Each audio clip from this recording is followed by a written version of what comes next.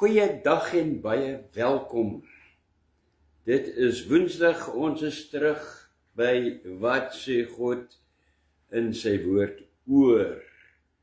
En die oor vandag is iets wat iemand gevra het ook. Die dooies wat op die aarde neerkyk. Hulle wat gesterwe het. Nou, dikwels hoor mense dat iemand dinge sê soos, veral op sosiale media, dan weet ek al gelees, veel geluk met jou verjaarsdag in die hemel. Regtig? Of my ma, my pa kyk op die hemel neer en is nou so trots op my, of hoe ek het my ma of my pa nou in die hemel so teleurgestel. Wat sê God se woord hieroor? Ek sit nie my opinie nie weer eens, ek stel nie belang in my opinie nie, kom ons kyk wat sê die woord. Nou God is baie duidelik in sy woord oor die dooie mens se toestand, sy liggaam, sy siel en sy gees. Baie belangrik, 3 goed wat in berekening, wat 'n rol speel.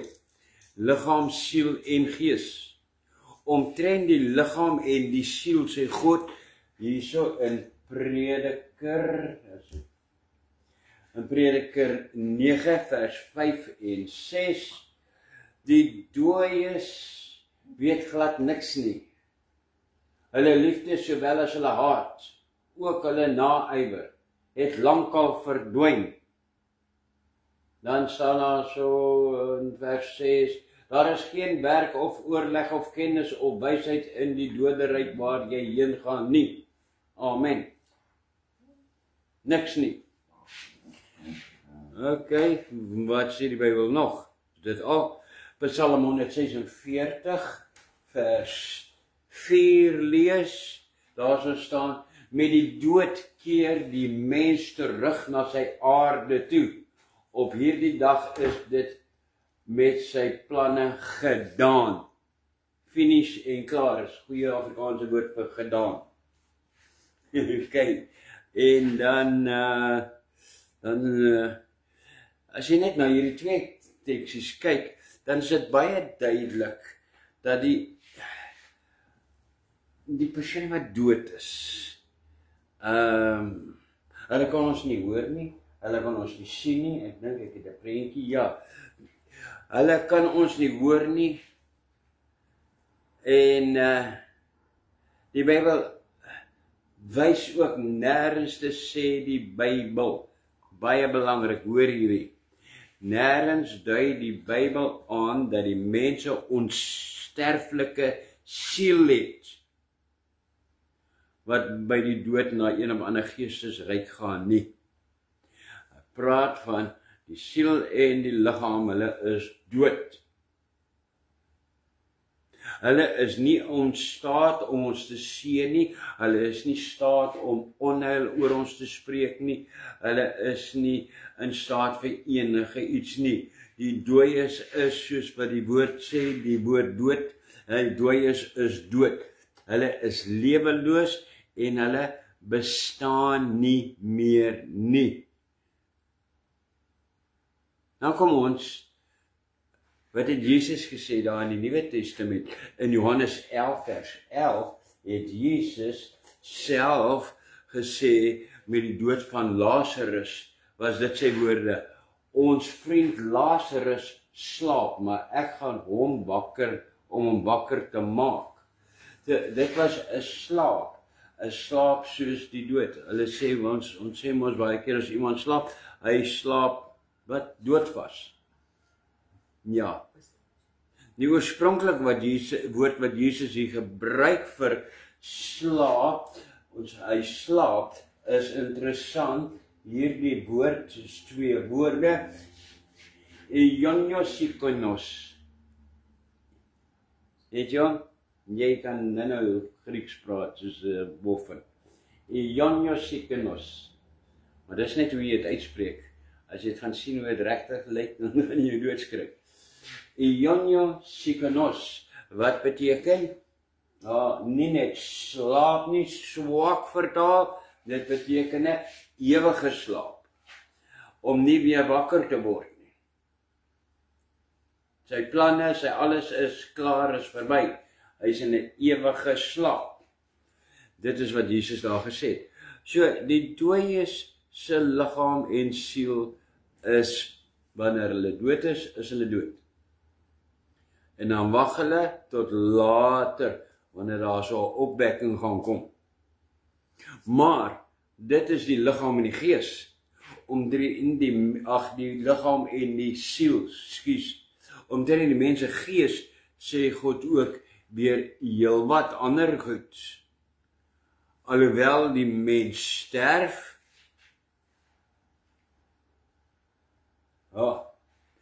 alhoewel die mens sterf, bly sy gees lewe.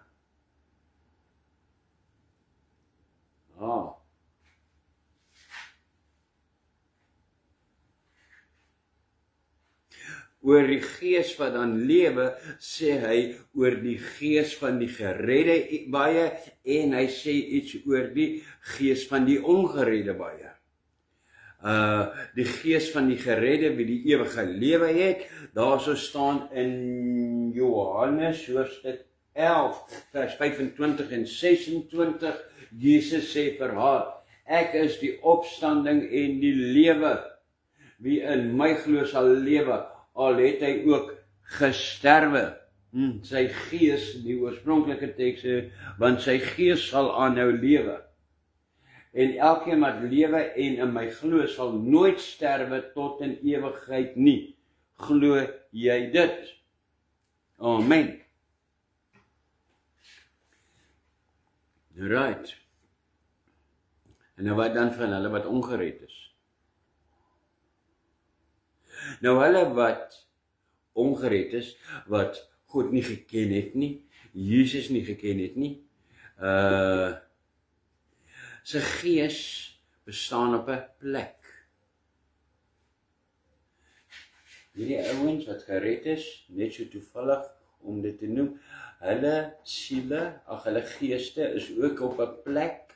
Wat 'n plek? Hulle is in die paradys, waar hulle wag vir die wegraping, vir hierdie mense wat gekonfirmeer word, wat in die hemel ingaan, hier kom hulle uit hulle halfverheerliking uitgaan, val in by hulle, word voluit in die verheerlik en hulle gaan in die hemel in. Die wat nie gered is nie, hulle is op 'n ander plek. Paradys is hoog, hulle is laag. Hulle is by 'n plek wat in Grieks genoem word Hades. Nou Hades het baie mense het die idee, en ek het dit al, wanneer ek sommer net so vandag praat, en ook so duidelik van, dit is waar jou siel gaan, wat 'n verlorenheid van God is. So dit lyk nie of daar veel van 'n gevaar is nie.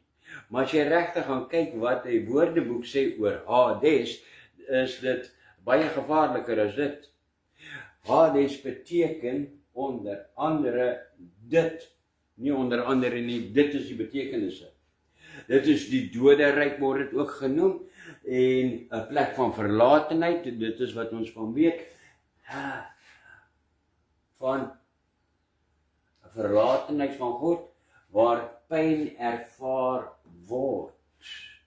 Dit is soos wat die ouens in die paradys is, wat wag om in die hemel hier in te gaan saam met hierdie klomp, is hulle daarbo, hulle het 'n semi,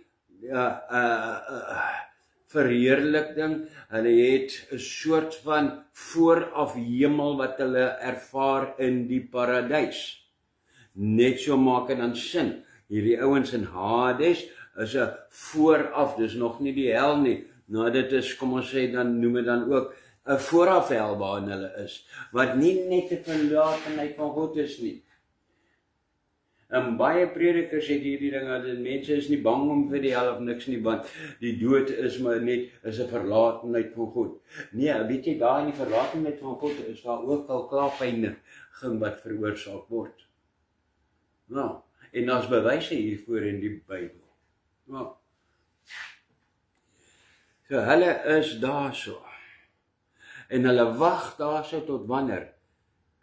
Hierdie kamp gaan met die wegraping, wanneer God sy bruid kom, al gaan hulle in, wanneer kom hulle dan nou daar uit en gaan nou na die volgende een toe. Hulle moet wag tot daar so by hoofstuk Openbaring, hoofstuk 18, 19, 20, daar so waar dit kom by die groot wit troon oordeel van God.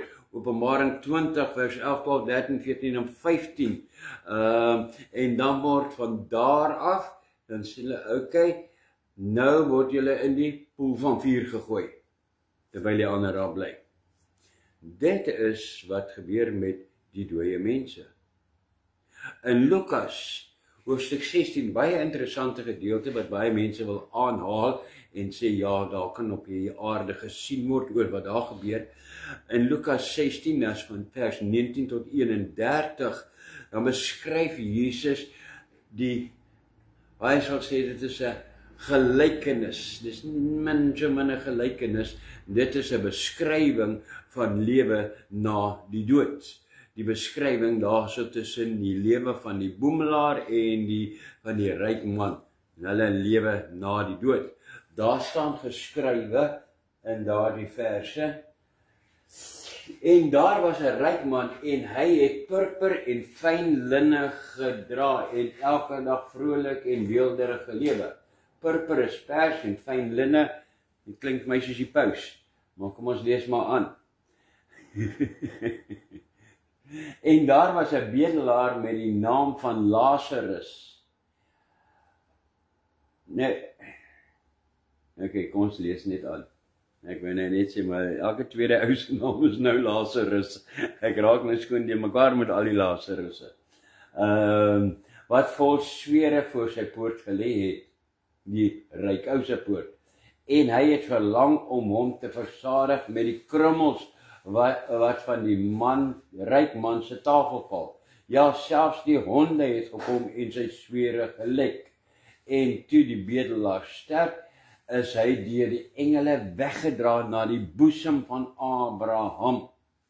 En die ryk man het ook gesterwe en is begrawe. Sien jy daar, so is klaar verskil daar. Hy is na die boesem van Abraham toe, ja, so wat die mense is wat hemel toe gaan, is 'n ander plek as waar hy gegaan het. Hy is begrawe. Hy het in die grond ingegaan. Wel almal begrawe word, né? En die ryk man het ook gesterwe en is begrawe. En toe hy in die doderyk, die Grieks daar is Hades, die doderyk, die dode en die verlatenheid van God, waar daar pyn ervaar word, sy oë ophef. Terwyl hy in smart was, sien hy Abraham van ver af en Lazarus aan sy boesem. En hy proe en en hy roep en sê, Vader Abraham, wees my barmhartig en stuur Lazarus, dat hy die punt van sy vinger in water kan insteek en my tong verkoel. Die ou sit al hierso in die hitte, in die verlatenheid van God af, in die vooraf hel, en dan gee hy nog orders, kan die arm ou nie van my te kom nie. Verskriklik, né? Maar okay, dis nie waaroor ons praat nie, want ek ly smart in hierdie vlam. Sien jy daar? Hy's in Hades, daar so 'n smart en daar's vlam. Nie net in die hel nie. Nie net in die hel nie. Gaan roep jou Hades wat jy verkondig, is net 'n verlorenheid van die Here af. Maar Abraham antwoord, kind, onthou dat jy jou goeie dinge in jou lewe ontvang het, en so ook Lazarus die slegte. En nou word hy getroos, maar jy ly smarte, as die woord smarte ook. En, ja, 26, en by dit alles is daar tussen ons en julle 'n groot kloof gevestig, sodat die wat hierheen wil oorgaan na julle toe nie kan nie, en die wat daar is nie na ons kan oorkom nie. 27, en hy sê, ek bid u dan, Vader, om hom na my Vader se huis te stuur. 28, want ek het 5 broers om hulle dringend te waarsku, sodat hulle nie ook in hierdie plek van pyniging kom nie. Weereens, plek van pyniging. Oor en oor word Hades hierso word beskryf as dieselfde as die hel. Is net die semi-hel. Toe sê Abraham vir hom, hulle het Moses en die profete, laat hulle na die luister. Maar hy antwoord, nee vader Abraham, maar as iemand uit die dode na hulle gaan, sal hulle bekeer. Maar hy sê vir hom, as hulle na Moses en die profete nie luister nie, sal hulle nie oortuig word nie, al sou iemand ook uit die dode opstaan. Al sou iemand uit die dode uit terugkeer. Die dooies kom nie terug aarde toe nie. Hulle kom verskyn nie aan mense nie. Hulle verskyn nie aan jou en ek het met my oupa gepraat, ek het met my weet nie wie gepraat nie. Is net, dit moet wees, want net hy of sy het geweet van hierdie geheim tussen ons. Nou gaan ons na demonologie toe. En daar kan ek baie lank oor praat, oor wat daar eintlik gebeur. Dit is geeste wat hulle nadoen as die mense wat reeds dood is. Nou, hierdie teks wat ons gelees het, is die enigste aanduiding in die Bybel dat daar dooies is wat op die aarde sien. Sien hulle regtig op die aarde? Dit is die gevolgtrekking wat ons maak.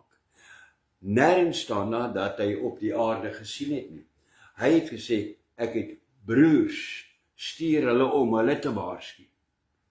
So daar is nêrens 'n bewys dat daar so op die aarde gesien word nie.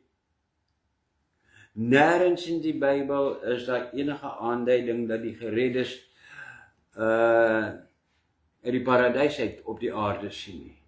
Wat dan vir my baie sin maak, want dit is die vooraf hemel, die paradys, hulle wag daar om in te gaan hemel in, daar so in verheerliking in. Dink jy as hulle van daar af sien op die aarde, as die Here hulle gaan toelaat om dit te sien op die aarde wat daar ook gaan, dan gaan daar die, moet ek vandag vertaal hier in my kop, hulle joy en hulle peace, hulle vreugde en hulle vrede, dit sal met hartseer mos versteur word, as hulle sien wat hier op die aarde aangaan. Dan gaan iemand sê, maar daar is wel wat daar so in Openbaring aan staan, dan sê daar, kom, dan kyk die gereddes uit die hemel uit af wat op die aarde aangaan, en hierdie 7 jaar verdrukking, elke keer as al bak uitgegooi word, 'n skaal, dan word hulle gebeveel, kom kyk, en dan kyk almal af wat op die aarde aangaan.